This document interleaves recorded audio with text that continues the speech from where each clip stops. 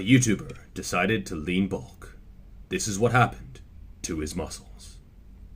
When Jeffrey Verity Schofield started his bulk, he wasn't sure what to expect. Would he get jacked?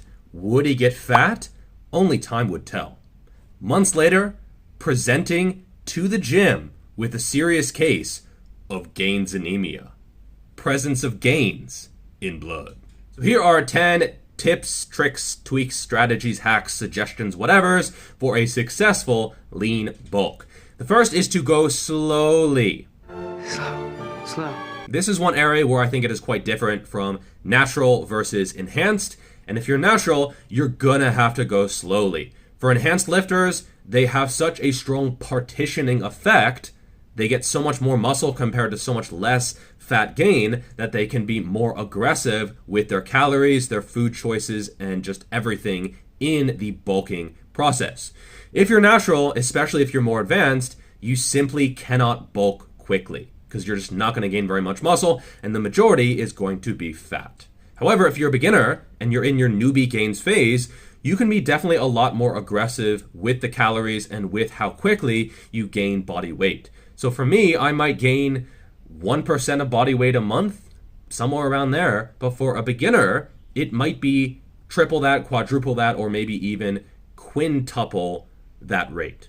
Number 2, your diet shouldn't change that much. If you're cutting, if you're recomping, if you're gaintaining, maintaining, if you're lean bulking, honestly, your diet really should not be dramatically different. If it is, something is terribly wrong and it's probably not sustainable. The majority of your diet should still be healthy, whole, natural foods. Yes, you can have the occasional indulgence, but just because you're bulking doesn't mean you can eat whatever you want. This is one thing that people mess up. They are bulking and therefore they can eat whatever they want. And this is where you bulk too quickly, you fail point number 1, and therefore you get fat. And you get fat quickly, and then you get sad. And then you get mad, and then you get not glad, and then you start to cut, and you're in this sort of yo-yo dieting or bro-yo dieting where you cut, but your habits are shitty because you've been bulking, and so you don't cut very quickly. And then you go back to bulking, you're like, fuck it, I'm just gonna fucking go back to bulking and bulk forever. And then you bulk too quickly, and then you get sad again because you're even fatter than before, and you cut, but it's half-heartedly. And you get in this endless cycle that doesn't result in very much muscle growth, and most of your gains are just fat. Basically, just don't eat like an asshole, and that should cover pretty much all your problems. Number 3, stay active. I remember I read an article about 7 years ago when I started lifting on tnation.com. Now this website is extremely mixed. There's some real gems. There's some real turds as well in terms of articles on that site. And this article was like, when you're bulking, you go all out. You eat all the food you can. If you're, in the parking lot, you don't park far away. You need to park right next to the store because you don't want to lose the gains that you make from walking to the store. And even I knew that this was ridiculous and it was just complete bullshit. You can and you should stay active when you are bulking. Maybe not as active as when you're cutting because too much activity can get in the way of muscle growth, but you're not going to, kill your gains just from walking around, let alone walking across a parking lot. You can't walk across a parking lot without ruining your gains. You have bigger problems. If anything, a basic amount of activity is going to be really, really important during your gaining phase. It's not going to kill your gains. It's actually going to help you to partition energy away from your fat and to your muscles by improving your insulin sensitivity, keeping you leaner, and just giving a place for all that energy to go. Number 4, your training should not change very much. You should still be doing the basic compound movements, some isolation. You should still be trying to progressively overload. Your rep range really should not change very much. Your volume shouldn't be drastically different. I'll get into that a little bit later. But what gains muscle also maintains muscle. So if you were training optimally during a cut, optimal training during a bulk or a lean massing phase or a lean bulk or whatever should be very similar. Very, very similar. I'm talking like 90% the same. Doing higher reps when you're cutting and lower reps when you're bulking, that is really not a thing and needs to die in a fiery pit of lifting myths.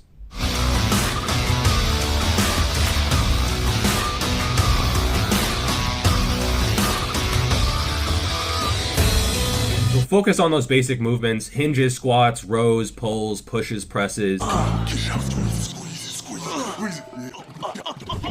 Is a little bit of isolation is fine as well, but you should really be focusing on these basic movements. If you don't know what to do, just grab my book here. It has hundreds of different options. Find some movements that you enjoy and you feel working the correct muscles and you feel are safe and effective, and get really, really strong at those movements. Progressive overload is the name of the game. If you go on a lean massing phase and you're equally as strong as at the start as you are at the finish, something's very wrong. Number 5, the diet supports the training and not vice versa. So training always comes first. Training is what builds the muscle. I know people are like, oh, you recover on your days off. That's not something that you really want to focus on. You don't want to focus on like the recovery or how many calories you're getting or anything like that. Yes, they are factors. Yes, they are important, but the training comes first. The training is always a priority. And if you think like you're going to force feed yourself and make gains that way, no, okay? You need to create that anabolic drive, that hunger, that stimulus to grow in the gym. All those people who are like, it's 80% diet, most of them are on steroids, and they're just using diet as an excuse for why their training sucks. Okay, they're saying, yeah, it's all diet. Like training is just, a small part of the puzzle. No, for a natural, training is almost everything. And calories matter, protein matters, meal timing matters. All these things matter to a certain extent, but they are all absolutely secondary. You're not gaining muscle the vast majority of the time. It is not your diet. It is your training. Because if you were training correctly, your body would adapt by making you hungry enough to eat the foods and the calories that you need to actually make gains. And so I very, very rarely see diet being the solution to gaining muscle. It is 95% of the time or more your training. Number 6, your volume, especially compared to what your volume was when you were cutting. So I think you can make progress on a wide variety of volumes. So some people prefer lower volume, some prefer moderate, some prefer high, very high, etc. There's a wide swath of ranges in which you can make progress, because ultimately it's just about making progress, progressively overloading, and getting stronger and better over time. The volume is just a means to progress. Some people think that your volume should go up when you're cutting. That does not make any sense at all, especially for a natural. If you have less energy going into the system, why would your output be higher? If your volume is higher when you're cutting, it means you were absolutely sandbagging your training when you were bulking, when you're in a lean massing gaining phase. So where does this myth come from? Enhanced lifters, okay? People who take a bunch of drugs before a show and might even bulk up into a show. So the reason the volume is higher before a show is because they're on more compounds or heavier dosages of compounds, and they want to take advantage of that recovery, of that anabolic drive by increasing their training volume before a show. But if you're natural, that is not a factor whatsoever, and therefore it makes more sense to have higher volume when you can recover from that and you have more calories going into the system. Number 7, cardio. Now, cardio is one of those things where if you tell people in the fitness industry that you don't do steady state, walking on the treadmill, Stairmaster, elliptical, step machine, whatever, cardio, they lose their shit. They're like, oh my God, you don't do cardio? Like, what about your health? What about, your heart? The heart is the most important muscle, blah, blah, blah. I'll have a full video on why that's sort of a ridiculous stance. But regardless, if you do cardio when you're cutting, you should probably keep that up when you are bulking. You might phase it down, you might not be doing as much, but you should probably still do it. And again, your training should not be vastly different if you're cutting or if you're bulking. There should be probably 80 or 90% similarities. Number 8, no one cares about your dreams, and you're probably gonna die cold and alone. Oh, sorry, wrong list. Number 9, don't get fat. If you're getting excited for your bulk, you're like, yeah, let's go. Killing the pizzas, killing the burgers, killing the pasta, killing the rice. Let's do it. Get big, bro. Something is probably very wrong. You can get excited for a cut, that's fine, but getting excited for a bulk almost never ends well. Typically speaking, you won't need to really force your bulks and expend willpower for your bulks, compared to during a cut. There are some people who just don't have appetite, and you might need to actually like push things to get that body weight up. But for most people in the modern world with hyper palatable food everywhere, that is not really the case. And I would say you should have just as much discipline and tracking and willpower and dedication during a bulk as during a cut. Okay, so just because you're bulking doesn't mean everything goes out the window, all your habits, everything, your lifestyle. No, it needs to be very similar to a recomping or a cutting phase. I would say for a man, if you're under 10% body fat, you should definitely focus on gaining weight, okay? Because under 10% body fat is not really an optimal place to gain muscle anyway. So getting out of that is going to be better for long-term progress. If you're 10 to 15%, you should probably still slowly gain weight, but it will be slowly, especially if you're more advanced. 15 to 20%, you can still lean bulk, but it's going to be even slower. Once you're past 20% or so, I would say lean massing is not really the best option, and you can probably just recomp. You might slowly, very slowly go up in weight, but it's not as necessary. If you're under 10%, you need to gain body weight, especially if you're natural. But if you're 20%, keep in mind these are all for a man, women add 9 or 10%. If you're over 20% as a man, you can probably gain just as much muscle, recomping, gaintaining, maingaining, whatever, compared to a lean massing phase. They're going to be pretty similar, and therefore there should not be that big of a difference. I have had clients who were like 23, 24, even 25% body fat, and we were still looking to gain weight on a lean massing phase. But that's always a particular circumstance where aesthetics is not the main goal, and they were, a football lineman. I haven't worked with any sumo wrestlers, but they were someone who, being a heavier body weight, would actively help their sport. And therefore, it's sort of a different goal from most people.